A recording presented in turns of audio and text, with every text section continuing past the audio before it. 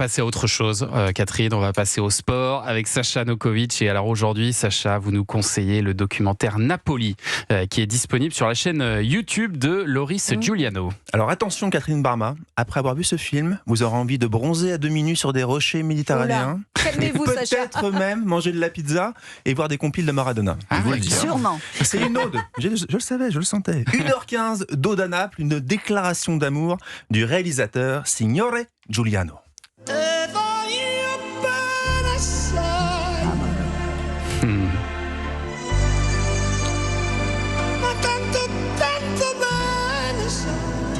Loris Giuliano, je ne sais pas si vous le connaissez, c'est une personnalité d'internet. Ouais.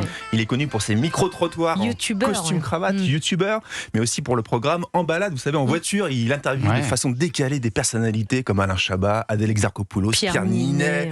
Voilà, c'est un véritable carton, mais cette fois, changement d'ambiance avec Napoli comme le nom du club de foot, la fierté de tout le peuple napolitain depuis le passage de sa plus grande star, un demi-dieu, un dieu même encore visible sur les murs de la ville, Diego Armando Maradona.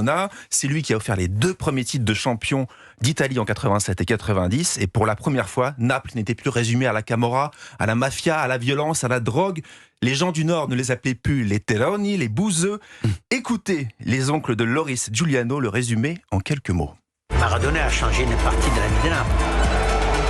Mais Maradona, il est venu à Naples justement parce que lui, il était contre les équipes qui étaient au pouvoir et tout ça. Quelqu'un qui t'a mis dans un piédestal, dans un niveau que mondialement tout le monde te connaît. Les gamins d'aujourd'hui qui ont 5-6 ans, qui parlent de Maradona, ils connaissent Maradona, même s'ils ne l'ont jamais vu. Là, aujourd'hui, ici, tu demandes à un petit gamin qui c'est Platini, on ne connaît pas, ils ne savent pas qui c'est.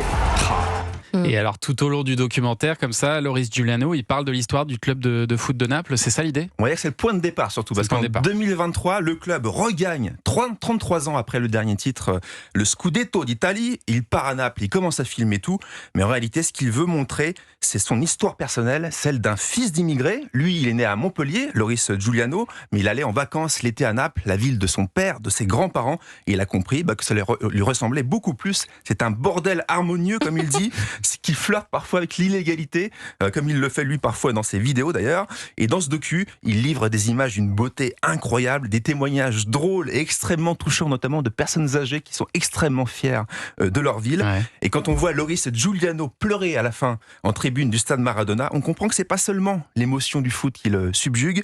Sa sœur, elle le sait, c'est surtout l'aboutissement d'une quête sur ses origines. Il comprend alors définitivement que Naples, c'est le sang.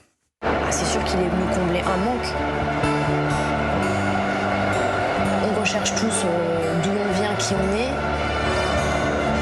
mais pas avec la même intensité. Quand il est à Napoli, au milieu des Napolitains, dans la foule, pour lui c'est l'apogée de ce qu'il peut vivre. Loris, Ça a l'air magnifique. ça donne envie, Merci hein. Sacha. Ouais. On le rappelle, Napoli, c'est à voir sur la chaîne YouTube de Loris Giuliano. Et vous, on continue à vous lire dans l'équipe. Pas le choix. Sacha, évidemment. J'ai une toute dernière question, Catherine Barma.